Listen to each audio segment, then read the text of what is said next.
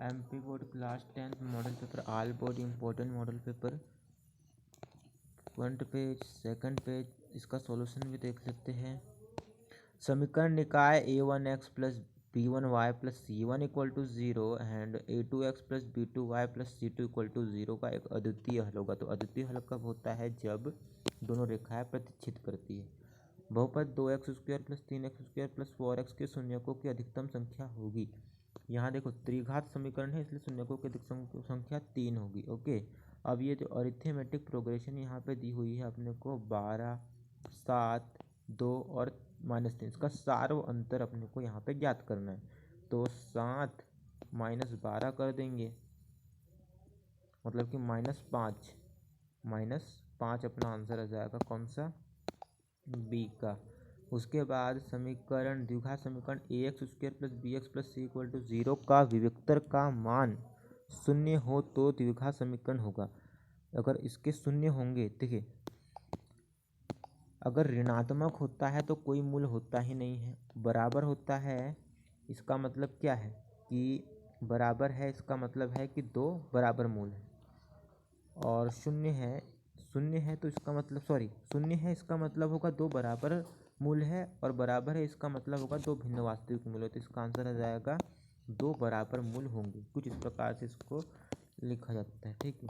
उसके बाद एक वृत्त की अधिकतम कितनी स्पर्श रेखाएं हो सकती है? स्पर्श रेखाएं, वृत्त की स्पर्श रेखाएं कितनी हो सकती है? एक वृत्त है, इस पर यदि हम स्पर्श रेखाएं खींचे, एक यहाँ से भी हम खींच सकते हैं, एक यहाँ से भी, एक यहाँ से भी, यहाँ से भी स्पर्श रेखाएं तो इसकी अनेक हो सकती है। तो इसलिए इसका आंसर आ जाएगा अपरिमित रूप से अनेक। उसके बाद ये इंग्लिश में है। उसके बाद यहाँ पर देखिए, रिक्त स्थानों की पूर्ति कीजिए। दो बहुपदों का योग खालिस्तान होता है। उसके बाद घटना ई की प्रायिकता प्लस घटना नॉट ई की प्रायिकता कितनी है? तो 1 है। उसके बाद किसी द्विघात समीकरण के अधिक से अधिक कितने मूल हो सकते हैं? 2 हो सकते हैं। केंद्रीय प्रवृत्ति के 3 मापकों का संबंध इतना है, सभी वर्ग समरूप होते हैं। ओके, √5 एक अपरिमेय संख्या। ये जो है इस वर्ष के लिए जो मॉडल पेपर है इसमें से ये नहीं पढ़ना है, ठीक है। इस पर मैं स्टार लगा दूंगा। उसके बाद तो बाह्य बिंदु से किसी वृत्त पर खींची गई दोनों स्पर्श रेखाओं की लंबाई समान होती है। ये इसको तो पढ़ना ही पड़ेगा। इसमें क्या ये समांतर श्रेणी है? 2, 3, 4, 5 जी नहीं है, क्योंकि क्यों नहीं है? देखो इसके बीच का गैप कितना हो रहा है? 4 में से 2 घटा लो तो 2 हो रहा है, लेकिन इसके बीच का गैप कितना हो रहा है? 4 हो रहा है। इसके बीच का गैप कितना हो रहा है? 8 हो रहा है। मतलब कि 2 है, फिर 4 है, फिर 8 है, लेकिन अंकों के बीच का अंतर समान नहीं है ना। देखो यहाँ 4 आ गया, 2, 2, 2 का अंतर रहता, तो इसका मतलब ये है कि ये समांतर श्रेणी है, परंतु यहाँ पे समांतर श्रेणी नहीं है। आप देखो ये भी बहुत ही इजी है। ट्रिग्नोमेट्री सबसे वहाँ पे साइन थीटा साइन 16 डिग्री की वैल्यू √3 होती है। Sine square theta plus cos square theta equal to 1 होता है, और बहुत ही सरल है यहाँ पे, तो आप भी कर सकते हो, ठीक है ना। उसके बाद यहाँ पर है त्रिज्या r वाले वृत्त के क्षेत्रफल का सूत्र लिखिए। किधर गया? अच्छा ये है, तो यहाँ आपको सूत्र बताना पड़ेगा। उसके बाद x प्लस वाई में ये देखो x plus y equal to 5 है। x का मान हमने 1 रख दिया, तो y के बराबर हो गया 5। तो y का मान 5 में से 1 घटा लो तो 4 आ जाएगा हमारा। तो इसका आंसर हो जाएगा हमारा 4। बहुत ही ईजी क्वेश्चन पेपर आया था। गोले के आयतन का सूत्र लिखे हुआ 4/3 पाई r³, ये रहता है इसका सूत्र। वृत्त के त्रिज्यखंड का क्षेत्रफल होता है θ/360 इंटू पाई r², है ना। और एक और क्वेश्चन आ सकता है कि लघु वृत्त के त्रिज्यखंड का क्षेत्रफल लिखिए, या फिर वृत्तखंड के क्षेत्रफल का क्षेत्रफल लिखिए। तो वृत्तखंड का जो क्षेत्रफल होता है वो होता है θ/360 into pi r² minus 1/2 r² into sine theta. इतना बड़ा फॉर्मूला होता है। तो यहाँ थीटा की जगह हम वैल्यू रख देंगे किसकी? 19 की।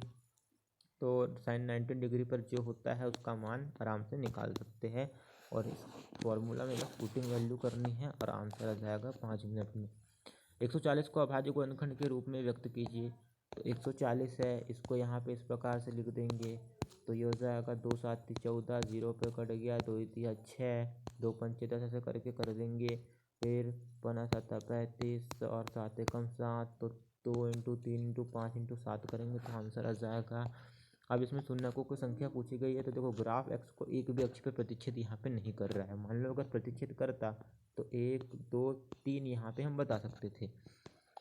अब मुझे कमेंट में बताना कि इसका आंसर यहाँ पे होगा क्या। इसका आंसर तो शून्य होगा, लेकिन अभी जो मैं दे रहा हूँ इसका आंसर बताना।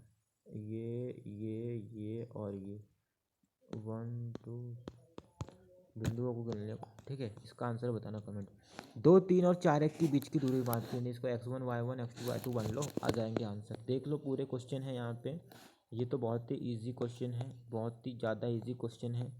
√3 एक परिमेय संख्या है, ये हर रोज़ आता था, हर बार मतलब कि आता था, लेकिन अभी इस वर्ष के लिए हटा दिया गया है, इसलिए नहीं आएगा, ठीक है। लंबी विभाजन प्रक्रिया की ये बताइए कि परिमेय संख्या को दशमलव प्रसाद शांत है या अशांत है। ये भी नहीं करना है क्योंकि इस वर्ष के लिए ये हटा दिया गया है। रिड्यूस सिलेबस आपका भेजिए, रिड्यूस सिलेबस के अनुसार मॉडल पेपर सभी को मिलेगा। द्विघात समीकरण x² + 7x + 10 = 0 अपने को ले जाना है, उसमें शून्यकों का और संबंध बताना है। तो संबंध इस बार मत करना क्योंकि 2 अंक के जो है एक क्वेश्चन आने वाला है, ठीक है। ये मॉडल पेपर है, ये मॉडल पेपर बोर्ड द्वारा जारी किया गया है। प्रीवियस ईयर क्वेश्चन पेपर समझ के इसको कर लेना है। विलोपन विधि का प्रयोग करके इसको यह ज्ञात करना है। देख लीजिए ये वाला, ये अच्छा, ये बहुत इजी है। इसमें दोनों बहुत ही सबसे ज़्यादा इजी क्वेश्चन यही वाले हैं, ठीक है ना। ये देखिए इतना इजी क्वेश्चन यहाँ पे दिया हुआ है, बहुत ही इजी है, आराम से कर लेंगे, कोई दिक्कत वाली बात नहीं है। ओके, वीडियो पसंद आया तो वीडियो को लाइक कीजिए, सब्सक्राइब कीजिए और अपने दोस्तों के साथ शेयर कीजिए। Thank you.